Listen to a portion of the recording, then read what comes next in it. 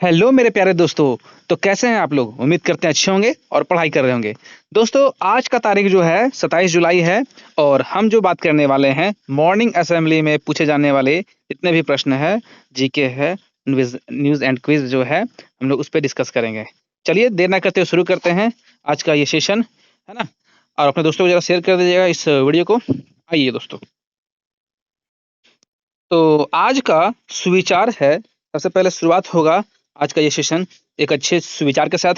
क्या लिखा हुआ है दोस्तों? कि श्रम प्रत्येक वस्तु पर विजय प्राप्त करता है। मतलब दोस्तों, लेबर कन्क्वेयर्स एवरीथिंग्स। कहने का मतलब, आप जिस क्षेत्र में मेहनत कीजिएगा, जिस वस्तु के लिए मेहनत कीजिएगा, आप उस पर विजय प्राप्त कर लोगे। चलिए देर न करते शुरू करते हैं। देखिए, अगर हम बात करें मुख्य समाचार को लेकर के, तो थोड़ा सा जानकारी ले लेते हैं अंतर्राष्ट्रीय स्तर पर क्या है दोस्तों। बताया जा रहा है कि अमेरिकी राष्ट्रपति डोनाल्ड ट्रंप ने कथित तौर पर ईरान के साथ लड़ाई को कम करने का फैसला लिया है।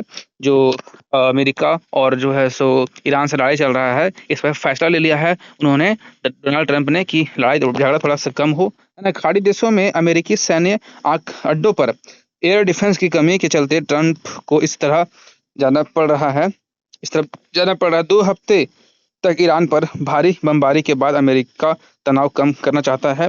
ईरान ना हमलों के जवाब में खाड़ी में क्या लिखा हुआ है, थोड़ा ढक जा रहा है ना।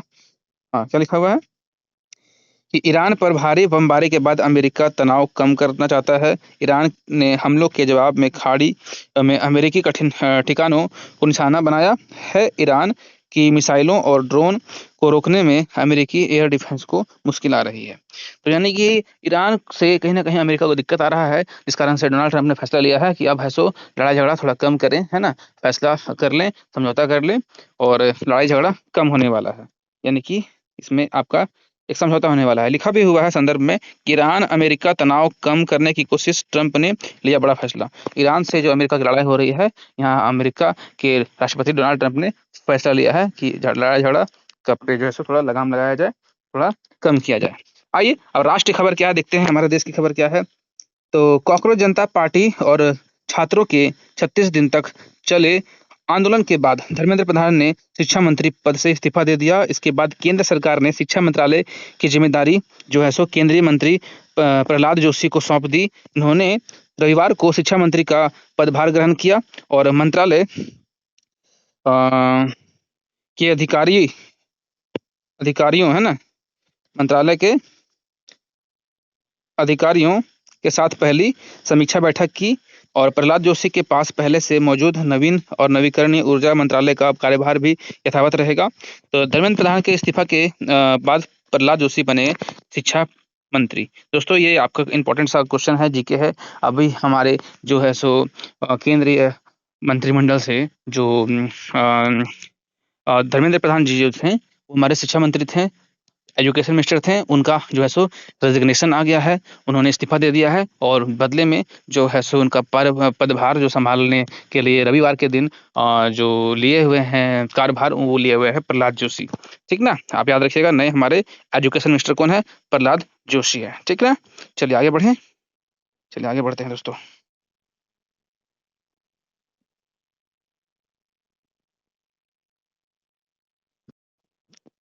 देख रहे हैं अब राज्य की खबर है। तो झारखंड राज्य की महत्वाकांक्षी मुख्यमंत्री मैया समान योजना में दुमका जिले में बड़े फर्जीवाड़े का मामला सामने आया है।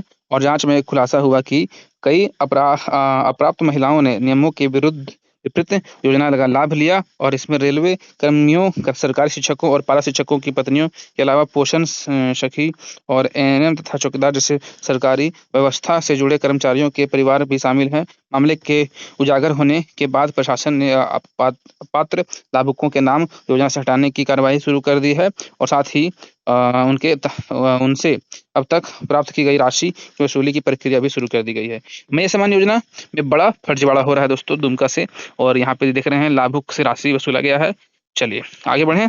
अब खेल है, मतलब प्रधानमंत्री नरेंद्र मोदी ने आज ग्लासगो 2026 कॉमनवेल्थ गेम्स के शुभारंभ के अवसर पर भारतीय दल की शुभकामना दी और प्रधानमंत्री श्री नरेंद्र मोदी ने विश्वास व्यक्त किया कि खिलाड़ियों पूरे उत्साह, दृढ़ और संकल्प और उत्कृष्ट प्रदर्शन की भावना के साथ इन खेलों में भाग लेंगे। प्रधानमंत्री ने कहा कि खिलाड़ियों का कौशल और समर्पण हमेशा अनगिनत भारतीयों को प्रेरित करता है और ग्लासगो 2026 कॉमनवेल्थ गेम्स ये है जो इनका शुभकामना दिए हैं हमारे भारत के प्रधानमंत्री नरेंद्र मोदी जी ने भारतीय दल को, है ना।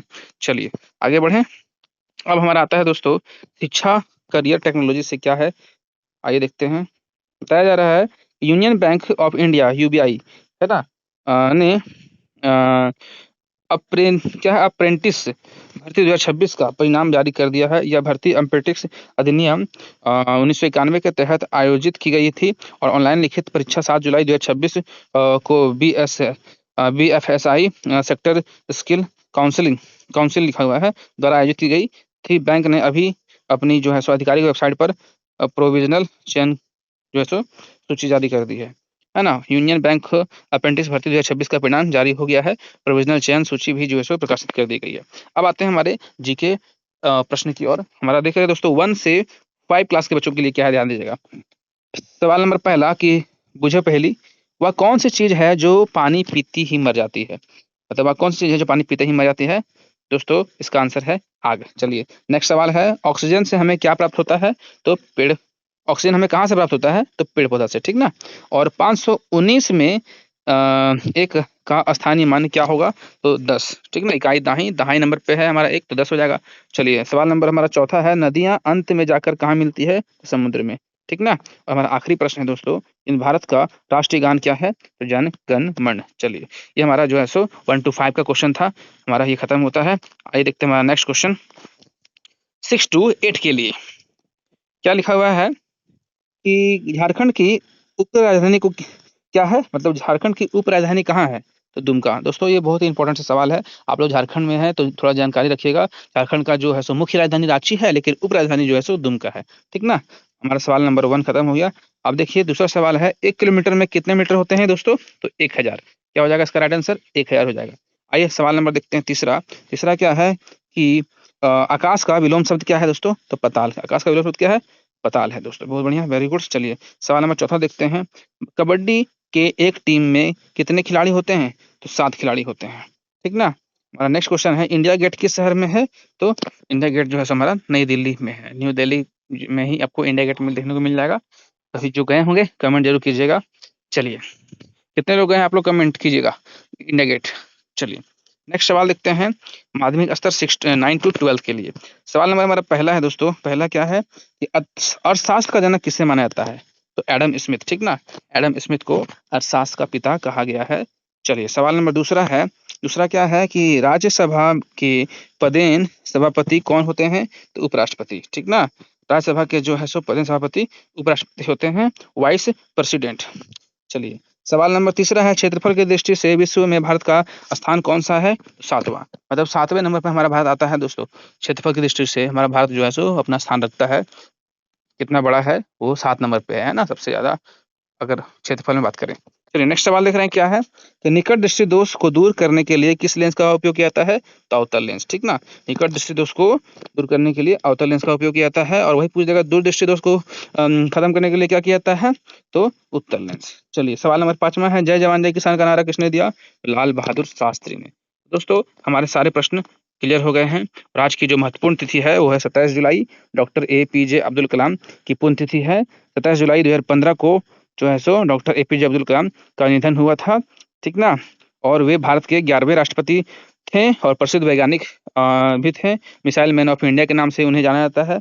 उनका जीवन है ना, उनका जीवन युवाओं के लिए प्रेरणा का स्रोत है।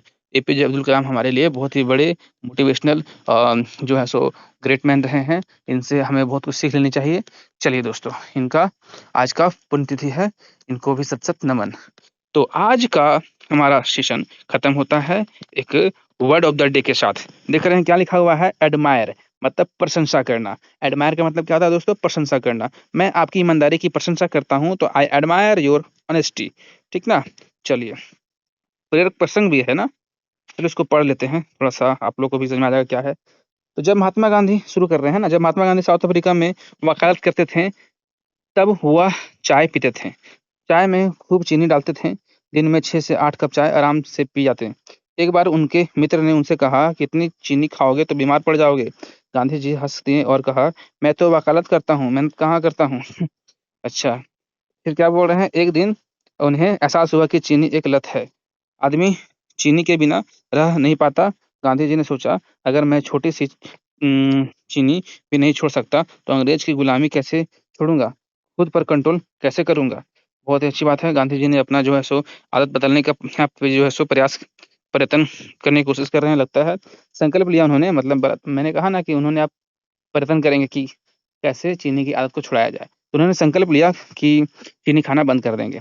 तो पहले 2-3 दिन बहुत मुश्किल हुई, चाय फीकी लगती थी, सिर दर्द होता था, लोग मज़ाक उड़ाते थे और बैरिस्टर साहब बिना चीनी की चाय पी रहे हैं। इस तरह से लोग उनके जो कलीग्स थे, मज़ाक उड़ा रहे थे, है ना? अब आखिरी में क्या है, लेकिन गांधी जी ने हार नहीं मानी और 1 हफ्ते बाद जो है सो उनकी आदत छूट गई और फिर वो पूरी ज़िंदगी उन्होंने चीनी नहीं खाई।